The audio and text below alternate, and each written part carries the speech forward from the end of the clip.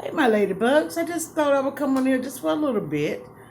I just want to say, Ellie is my girl. She came on here and she talked about her toxic traits and everything. And, I feel on it. I used to be a people pleaser. And I know that I am an empath, and we do attract people with narcissistic behaviors, traits.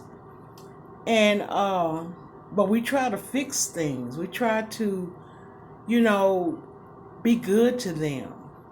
Now, see, I never was the type of person just because I was good to you, and you wasn't good to me. Then in my life, I would just cut you off. I would go ghost on you. And she's a better person than me. She exposed herself when she said that that she would get you back. And see, by me being the person that I am, I'm human. At when I was younger, I did some terrible things in past relationships. You know what I'm saying? But as I started getting older and my kids started getting older, I started recognizing it's a lot of things that I was doing to myself, and I was allowing other people's energy to come in me. You know, uh, most of us are real sensitive when you are an empath, and I'm also quote unquote I'm a loner. I do good when I'm by myself. I work good by myself. I'm never bored by myself. I've never felt like I needed to have a man to validate me for being who I am, even though I love men. You see what I'm saying? Because sometimes, when I was in my marriage, I would get bored with them, and I'm like, just let me read because I'm a reader. I love music and I also love to paint. And, in the last, 10 years, I love working on computers. That's what I do in my spare time.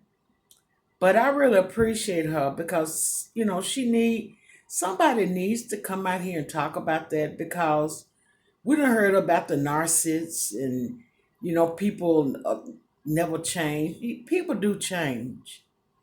Don't ever think that if you have been in certain relationships or trauma when you was a child or drug addiction, alcohol abuse, don't ever think that God cannot remove that from your spirit.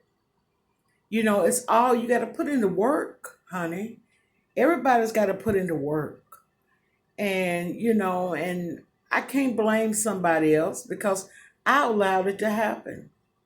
I had told my girlfriend, I was like, you talk about your husband and basically you allowing him to do to you what he's doing to you. You have to control that. You don't have to be there. You don't have to be around. I know you want your marriage to work out and be good, but if it's not workable, why continue to work it? So anyway, I just came on here with just a little conversation. I don't have too many minutes on my phone. And I want to tell y'all too about when most people have those they call it iPhones.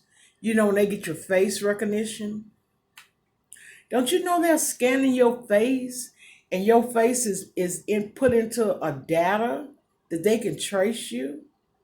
Well, y'all, this is getting ready to cut off on me. I love you all with the love of the Lord, and we're not perfect. Okay, we only human. Bye.